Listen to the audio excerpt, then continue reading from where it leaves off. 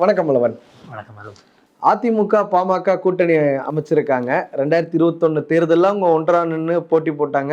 ஒரு 23 தொகுதிகளை வாங்கியிருந்தாங்க. அதில் 5 தொகுதிகளை தான் ஜெயிச்சாங்க. 2024 தேர்தலை பொறுத்த வரைக்கும் அதிமுக பாஜக கூட்டணி பிளவுபட்டுச்சு.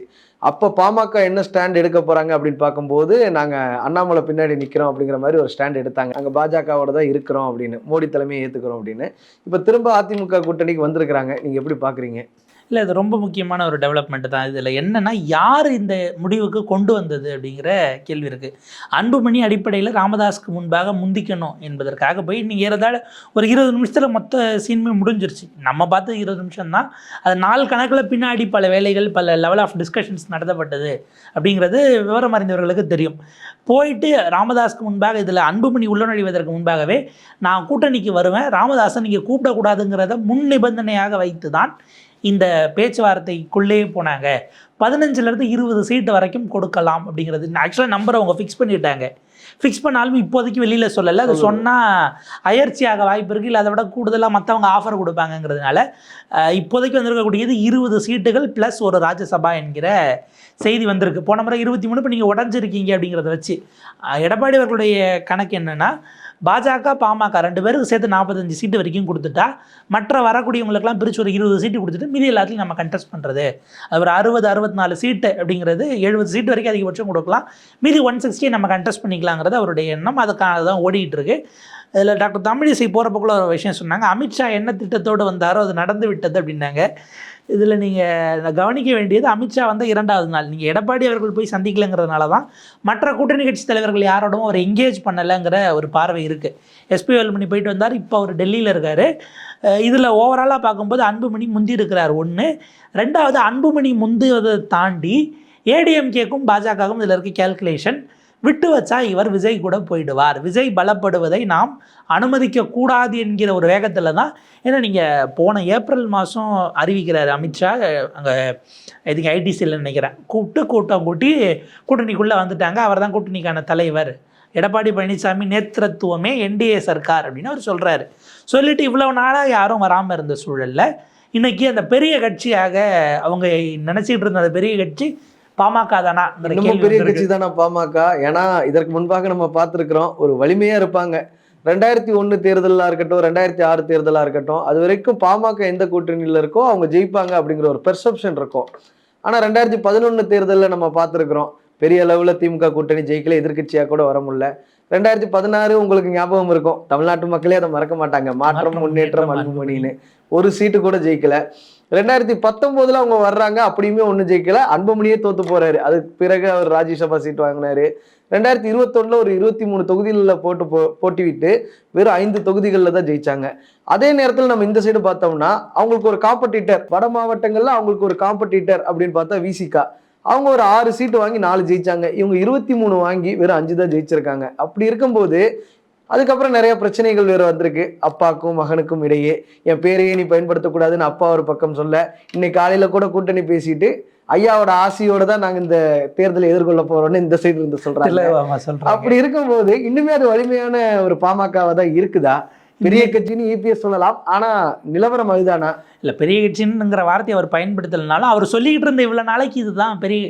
ஆக்சுவலாக முன்னாடியே மற்றவங்களை சேர்த்துடக்கூடாதுன்னு ஒரு கான்ஷியஸாக இருந்ததுக்கான காரணம், விஜய் ஏதாவது கடைசி நேரத்தில் வர வாய்ப்பு இருக்காங்கிற விண்டோவை ஓப்பன் பண்ணி வச்சுட்டு, ஏன்னா அந்த சீட்டு வைஸாக நீங்கள் பிரிக்கும் போது பெரிய ஷேர் யாரோ அவங்கள கூப்பிடுறது அப்படிங்கிற ஒரு முறையில் அவங்க வச்சுருந்ததுனால வந்த சிக்கல் தான் அது. இன்றைய தேதிக்கு இருக்கிற கூட்டணி கட்சிகள் வர வாய்ப்புள்ளவர்களில் பெரிய கட்சியாக அவங்க பாமகவை பார்க்கிறார்கள். உடைந்திருந்தாலும் கூட அஃப்கோர்ஸ் போன முறை கொடுத்த சீட்டு கொடுக்க முடியாதுங்கிறதுக்கு அது ஒரு காரணம். அதை தாண்டி அவங்களுக்கு மனசுக்கு குளிர வைக்கிற மாதிரி சீட்டை இப்போதைக்கு கொடுக்க முடியுது. என்னன்னீங்கன்னா, இந்த பக்கம் காங்கிரஸ் தொடர்ந்து சிக்கலுக்குரிய விஷயங்களாக பண்ணிக்கிட்டு இருக்கிறாங்க.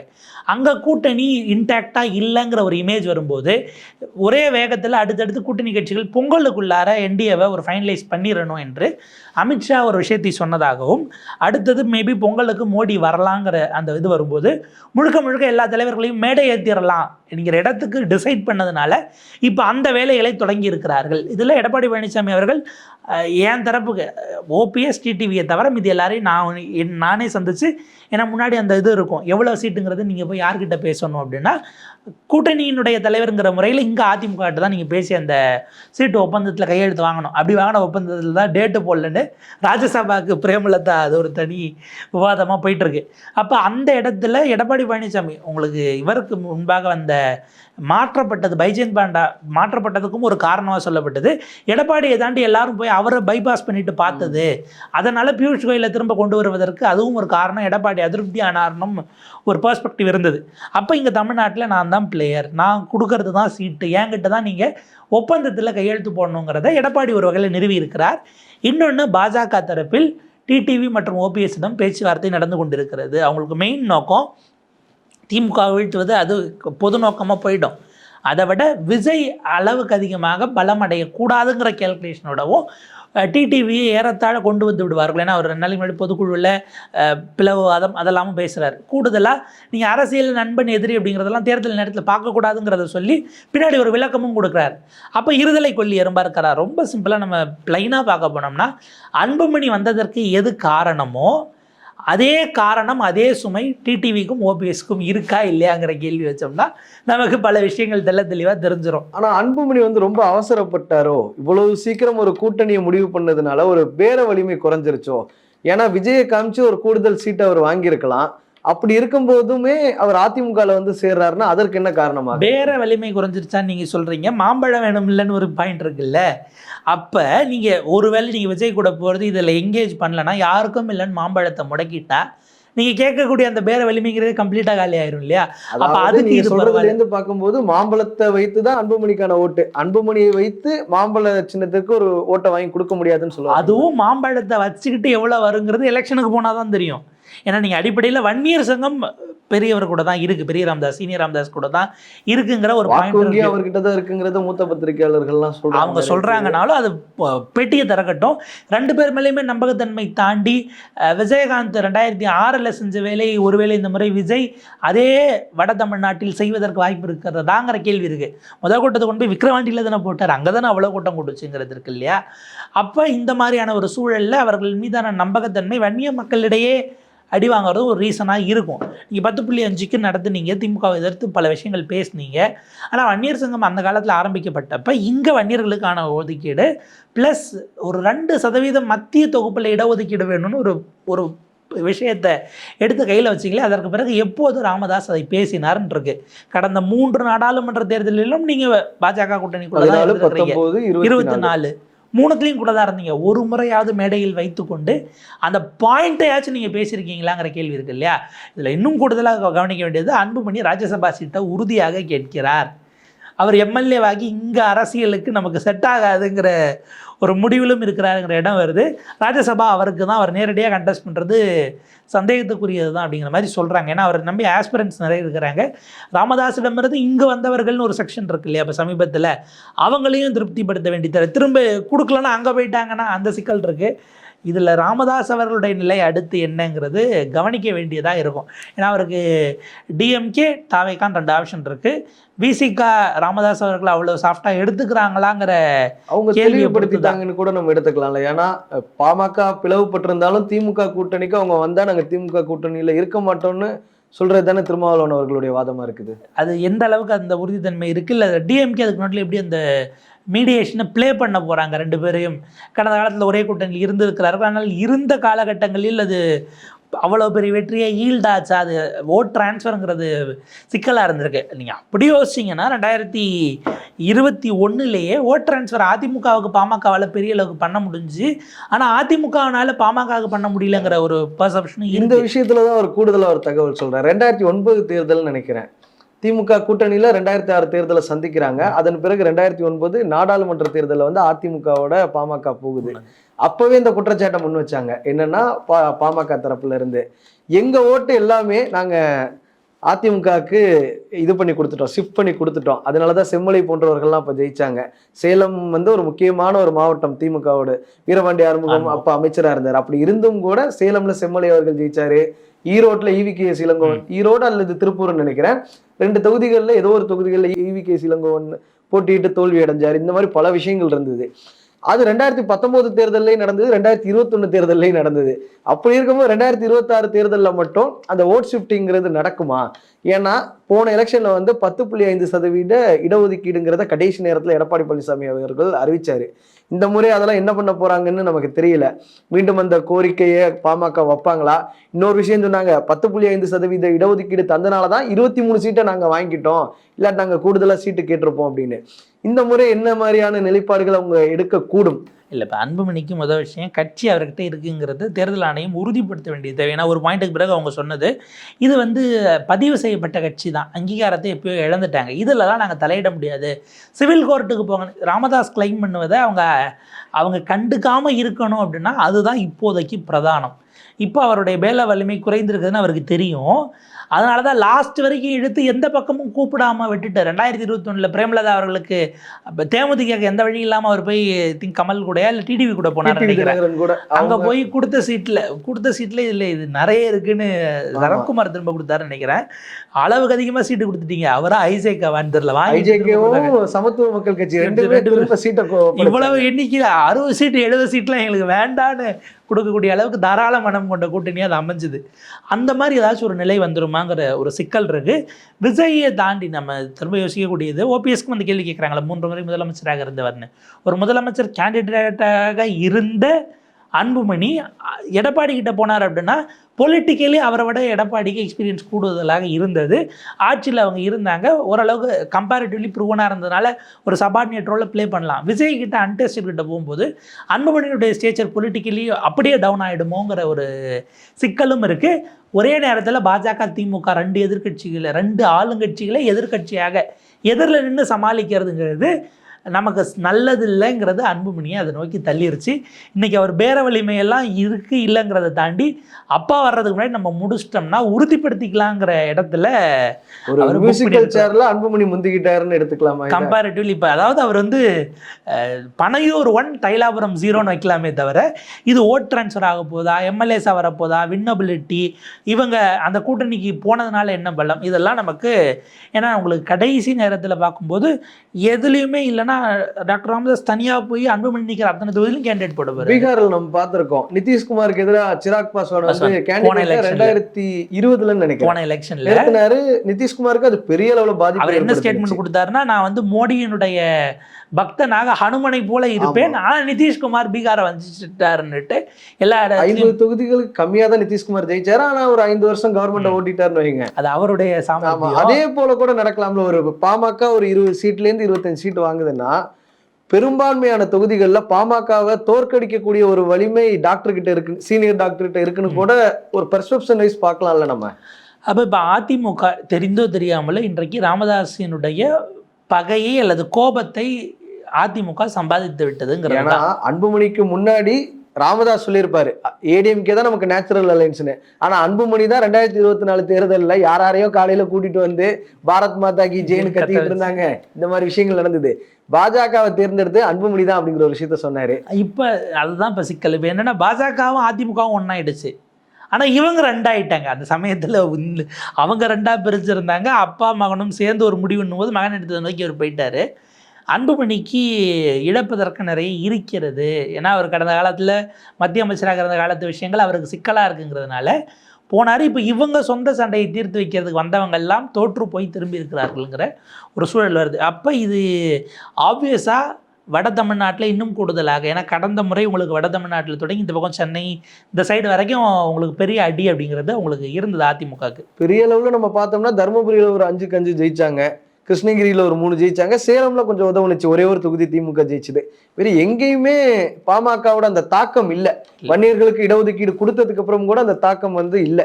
அதிமுக பெரும்பான்மையான இடங்களில் ஜெயிக்கல, அவங்க மேற்கு மண்டலத்தில் தான் ஜெயிச்சிருக்காங்க. அது அதான் கவுண்டர் கன்சால்டேஷன் சவுத்தில் நடந்தது, அது வேற விதமாக போயிடுச்சு, திமுக ஃபேவர் ஆயிடுச்சுங்கிறது தனி. அப்போ இந்த சூழலில் இருந்து பார்க்கும் பொழுது அன்புமணி அவருக்கான விஷயங்களை சேஃப்கார்ட் பண்ணிட்டார். இந்த தேர்தல் வரைக்கும் நமக்கு சிக்கல் இல்லாமல் இருக்கும். அவர் இப்போவும் அதிமுக நேச்சுரல் பார்ட்னர்னு போகலை, பிஜேபி அங்கே இருக்குங்கிறதுனால போயிருக்கிறார். சிபிஐ கேஸ்லாம் அவர் கண்ணு முன்னாடி வந்து போகுதோ என்னமோ தெரியல. சிபிஐ கேஸில் தொடங்கி மாம்பழ சின்னத்திலேருந்து அத்தனை விஷயம் வந்து போகும். ஒட்டு கேட்பு விவகாரத்துலேருந்து சிபிஐ அதிகாரிகளுக்கு போலி ஆவணம் கொடுத்துட்டாங்கன்னு சிபிஐயில் கொடுத்த கம்ப்ளைண்ட்லேருந்து எல்லாம் வந்து போகும் இல்லைங்கிறது தான் எப்படியும் இப்போ 2 நாட்களில் இவர் நம்முடைய எடப்பாடி பழனிசாமி அவர்கள் அமித்ஷாவோட அங்கே டெல்லியில் எடப்பாடி பழனிசாமி அவர்கள் 2 பேரையும் சந்திக்கிறார். பியூஷ் கோயல் மேலிட பொறுப்பாளர் ப்ளஸ் உள்துறை அமைச்சர் அமித்ஷா 2 பேரையும் சந்திச்சு சில டிஸ்கஷன்ஸ் போது என்டிஏனுடைய ஃபைனாலிட்டி ஏறத்தாழ முடிவாயிடும் அப்படிங்கிறாங்க. எடப்பாடி பழனிசாமியை பற்றி தான் இந்த இடத்துல நிறைய அரசியல் விமர்சகர்கள் என்ன சொல்லுவாங்கன்னா, அவர் ஒரு டஃப் பார்கெய்னர் அப்படிங்கிற ஒரு விஷயத்த சொல்லுவாங்க. அவர் வெற்றி பெறாரோ இல்லையோ அவருக்கான பேரத்தை அவர் தான் முடிவு பண்ணுவார் அப்படிங்கிற ஒரு விஷயத்த சொல்லுவாங்க. இப்போ பாமக உள்ள இழுத்தது மூலமா இந்த பாஜக இவ்வளவு நாள் சொல்லிட்டு இருந்தாங்கல்ல, எங்களுக்கு 70 சீட்டு வேணும் 80 சீட்டு வேணும், இந்த மாதிரி விஷயங்களை டைல்யூட் பண்ணிட்டாருன்னு எடுத்துக்கலாமா? மிக நிச்சயமாக அவர் நான் தான் கூப்பிட்டு பேசுவேங்கிறதுல இருந்தே அந்த இடத்த அப்ஹோல்டு எடுத்துட்டாரு. போன முறை கொடுத்ததை விட அதிகபட்சம் 30லேருந்து 35 போனாலே ஜாஸ்திங்கிற இடத்துக்கு தான் அவர் வச்சுருப்பார். அவருடைய அளவு ஏறத்தாழ இந்த கந்தசாமி படத்தில் தேங்காய் வாங்குவாங்கல்ல, 10 ரூபாய் நீ 2 ரூபான்னு ஆரம்பித்து சரி அப்படின்ட்டு திரும்ப அதே 4 ரூபாயில் தான் நிற்கிற மாதிரி அது ரொம்ப கஷ்டமான ப்ராசஸ் ஆகத்தான் இருக்கும். இதில் இப்போ வரைக்கும் இருக்கக்கூடியது இன்றைக்கி அன்புமணியை பக்கத்தில் வைத்துக்கொண்டு எங்கள் கூட்டணி 234 பெரும்பான்மை பெறும், அதிமுக தனிப்பெரும்பான்மையோட ஆட்சி அமைக்கும் எடப்பாடி பழனிசாமி அவர்கள் சொல்கிறார். அன்புமணியும் அதிமுக தனிப்பெரும்பான்மை பெற்று ஆட்சி அமைக்கும்னு அன்புமணியே சொல்ல வைத்ததன் மூலமாக என்டிஏ ஆட்சி என்று சொன்ன அமித்ஷாவுக்கு ஒரு பதிலை அவர் சொல்லியிருக்கிறாருன்னு நம்ம கவனிக்க வேண்டியிருக்கு. இன்னொன்று, அன்புமணிக்கோ இதில் ஜி.கே. வாசனுக்கும் இப்போ ராஜ்யசபா முடிய போகுது, அவர் கேட்டார்னா என்ன பண்ண போகிறாங்கன்னு தெரியல. இருக்கிற சீட்டு இதில் ராஜ்யசபா தேர்தலை மிக நிச்சயமாக தள்ளி வைக்கிறார்கள். ஏன்னா அது ஏப்ரலில் நடக்கணும். ஏப்ரல் 8 அல்லது 9 அவங்களுக்கு டென்யூர் முடியுது. மார்ச் 2nd வீக்கில் நடத்தணும். நோட்டிஃபிகேஷன் இந்த இதுக்கு வந்துருச்சு அப்படின்னா சட்டமன்றம் ஃப்ரீஸ் ஆகிடும். அப்போ எலெக்ஷன் முடிஞ்சு தான் ராஜ்யசபாக்கான தேர்தலுங்கிறது போஸ்ட்பாண்ட் ஆயிடும். ஏன்னா இப்போ பொறுத்து கூட முடிவு பண்ணலாம், வெற்றி தோல்வியை பொறுத்து தான், வெற்றி தோல்வியை பொறுத்து. ஏன்னா இப்போ இதுபடி 4 திமுக கூட்டணிக்கும் 2 அதிமுக கூட்டணிக்கும் இருக்குது. இதில் எங்கே சிக்கல்னா 2 பேர் ராஜினாமா பண்ணிட்டாங்க, மனோஜ் பாண்டியனும் செங்கோட்டையனும் 2 பேர் உயிரிழந்துட்டாங்க. அப்போ இந்த 4 போச்சுன்னா மீதி இருக்கிறதுல ராமதாஸுடைய 2 பேர் ஆதரிக்கலைன்னா 5-1 மாறி போயிடும். 5வது கேண்டிடேட் திமுக போட்டுச்சு அப்படின்னா அதிமுக 1 தான் இருக்கும். அதை நீங்கள் யாருக்கு கொடுப்பீங்கிறது எலெக்ஷனுக்கு முன்பாக அப்படி போட்டு ஜெயிச்சுட்டாங்கன்னா பர்செப்ஷன் மாறி போயிடும். திமுக ராஜ்யசபாவில் கிராஸ் ஓட்டிங். இதற்கு முன்பாகவும் இதே மாதிரி ஒரு சம்பவம் நடந்திருக்கு. 2009 தேர்தலில் கூடுதலாக ராஜ்யசபா சீட்டை ராமதாஸ் சீனியர் வாங்கினாரு. ஆனால் தேர்தல் தோல்விக்கு பிறகு அந்த ராஜ்யசபா சீட் கொடுக்கப்படல, அவங்க திமுக கூட்டணிக்கு வந்தாங்க. அது ரிப்பீட் ஆகுதா என்னங்கிறத நம்ம பொறுத்திருந்து தான் பார்க்கணும். ஸோ இப்படியான விஷயங்களோட அது நகருது. எடப்பாடி பழனிசாமி அவர்கள் 35ங்கிறதே ஜாஸ்தி, 30க்குள்ளே தான் அவருடைய நெகோசியேஷன்ஸ் இருக்குமோன்னு நம்ம பார்க்க வேண்டியிருக்கு. உங்களுக்கு 20 கொடுத்து நீங்கள் 4 அதிகபட்சம் போனது இருக்கட்டும்னுட்டு 25-30ங்கிறது அவர் 25 தாண்டவே விடுவாராங்கிற சந்தேகம் இருக்குது. அந்த 20 சீட்லேயுமே 4 தொகுதி ஜெயிச்சாங்க. நயினார் நாகேந்திரன் நல்ல லீடிங்கில் போனார், காந்தி அவர்கள் கூட நல்ல லீடிங்கில் போனார், வானே ஸ்ரீனிவாசன், கமல் நின்று அந்த சிறுபான்மையினர் ஓட்டை பிரிச்சனால ஒரு 1500 ஓட்டு அந்த ரேஞ்சில் ஜெயிச்சாங்க. மொடக்குறிச்சியில் சரஸ்வதி அவர்கள் ஒரு 250 ஓட்டில் தான் சுப்புலட்சுமி ஜெகதீசன்ட்ட ஜெயிச்சாங்க. அப்படி இருக்கும்போது இந்த டைம் வந்து 25 சீட்டுங்கிறத ரிப்பீட்டடாக கொடுப்பாரு. 20 சீட்டு இதில் செட்டிங் 4ல் 2 பேர் எலெக்ஷனில் நிற்பார்களாங்கிற கேள்வி இருக்குது. 2 பேருமே 80+, 80 வயசு, 75 மார்கதர்ஷன் மண்டல்லாம் சொல்கிறாங்களே. செங்கோட்டையனுக்கு 77 வயசுங்கிறாங்க. செங்கோட்டையனுக்கு 77. இவங்க காந்தி அவர்களுக்கும் சரி, டாக்டர் சரஸ்வதி அவர்கள் 2 பேருமே 80+. ஸோ அவங்க திரும்ப ரிட்டைன் பண்ணி நிற்கிறாங்களா? அஃப்கோர்ஸ் அரசியல்வாதிகளுக்கு அப்படிலாம் ஆசை விடாது, நிற்க வாய்ப்பு இருந்தாலும் கூட மற்ற இடங்கள் ஆஸ்பிரண்ட்ஸ் பிஜேபியில் அதிகமாக இருக்கிறாங்க. 20 வாங்கினா கேண்டிடேட்ஸு இப்போ அங்கே நிறைய முகங்கள் இருக்காங்க, ஒர்க் பண்ணிகிட்டு இருக்காங்கங்கிறது இருக்குது. அது எந்த அளவுக்கு போகுது அப்படிங்கிறத நம்ம பொறுத்திருந்து தான் பார்க்கணும். இவருடைய டெல்லி பயணம், அதற்கு பிறகு பல விஷயங்கள், மோடி வரும் பொழுது ஏறத்தாழ என்டிஏ முழுமையாக மேடை ஏற வாய்ப்பு இருக்குது.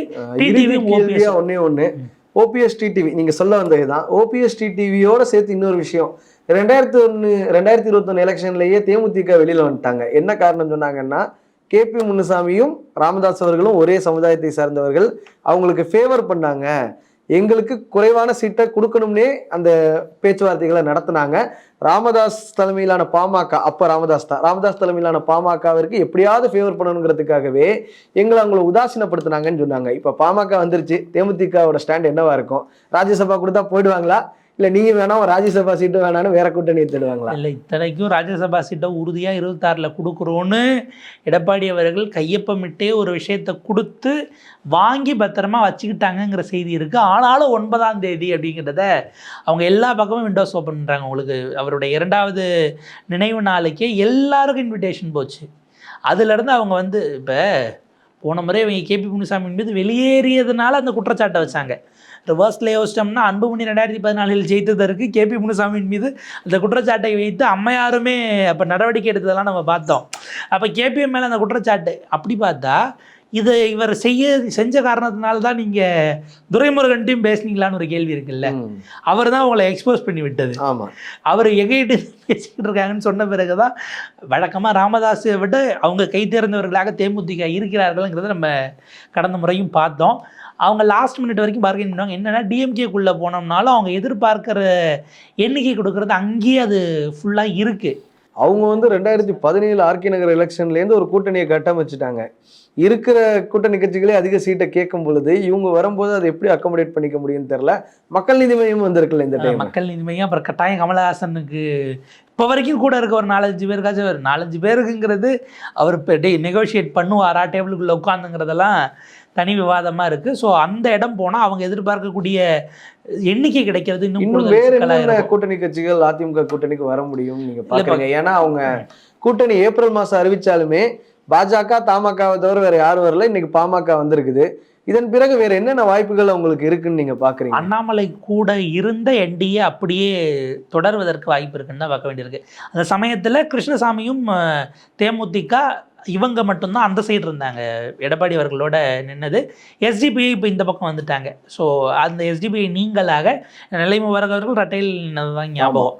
திண்டுக்கல்ல நின்னாருன்னு நினைக்கிறேன். அங்கே நின்னாரு. அவருக்காக திண்டுக்கல் ஸ்ரீனிவாசன் ஆதரவாக பிரச்சாரத்துக்குலாம் போய் அவர் ஏதோ பேசி அது ஒரு மாதிரி போச்சு. தந்தை மாதிரின்லாம் சொன்னார் திண்டுக்கல் ஸ்ரீனிவாசனை. ஏதோ ரசாவாசமாகி போச்சு. அது வைரலாகவும் வீடியோ போச்சு. திண்டுக்கல் ஸ்ரீனிவாசனுக்கும் வைரல் ஆகிறதுக்கும் அது நல்ல பொருத்தம். மன்மோகன் சிங்கும் பாரு, இந்திரா காந்தி அவர்கள் சந்திச்சாரு பாரு. ஸோ அது ஒரு பக்கம். அப்போ அந்த வகையில் பார்த்தா 2024 அந்த கூட்டணியில் தனித்தனியாக அதிமுக இதுலையும் என்டிஏவிலும் இருந்த அத்தனை பேரும் ரிட்டைன் ஆக வாய்ப்பு இருக்குது. ஓபிஎஸ் தனி கட்சியாக பதிவு செய்து விட்டார் என்றால் உள்ளே வர்றதுக்கு அகாமடேட் பண்ணிக்கிறோம், டிடிவிக்கும் சீட்டு கொடுக்குறோங்கிற இடத்துக்கு அந்த நெகோசியேஷனுக்கு எடப்பாடி ஏற்றுக்கொண்டதாக தான் தகவல் வருது. எஸ்பிஐயில் முயற்சி கடைசியாக அவர் திருச்சியில் சந்தித்த போது அமித்ஷாவிடம் இதுதான் சொல்லப்பட்டது அப்படிங்கிறது தான் இப்போதைக்கு. வேலுமணி டெல்லியில் இருக்கிறார். 2:30 மணிக்கு எடப்பாடி கிளம்புகிறார். ஸோ போயிட்டு அடுத்த 2 நாட்களுக்குள்ள ஒரு ஃபைனல் டெசிஷனுக்கு என்டிஏ வந்துடும். இதற்கு பிறகு காங்கிரசினுடைய விஷயங்கள் பெரிய பேசுவோர்லாம் மாறும். ஒரு ஃபார்மிடபிளான அலைன்ஸை எடப்பாடி பழனிசாமி அவர்கள் பெர்செப்ஷன் வைஸில் ஃபார்ம் பண்ணிட்டாருன்னு நம்ம ஏற்றுக்கலாம். ஏன்னா இவ்வளவு நாள் திமுகவுக்கு அதுக்கு பலமே வந்து அதனுடைய கூட்டணி கட்சிகள் தான் அப்படிங்கிற விமர்சனத்தை எடப்பாடி பழனிசாமியே சொல்லுவார். இந்த மாதிரி ஒரு கூட்டணியை வச்சு தான் இவங்க இன்ஜின் இல்லாத லாரியை இயக்கிட்டு இருக்கிறாங்க, அதன் மூலமாக ஜெயிச்சிட்டு இருக்காங்க அப்படின்னு. இப்போ எடப்பாடி பழனிசாமிக்கும் அந்த வாய்ப்பு கிடைச்சிருக்கு.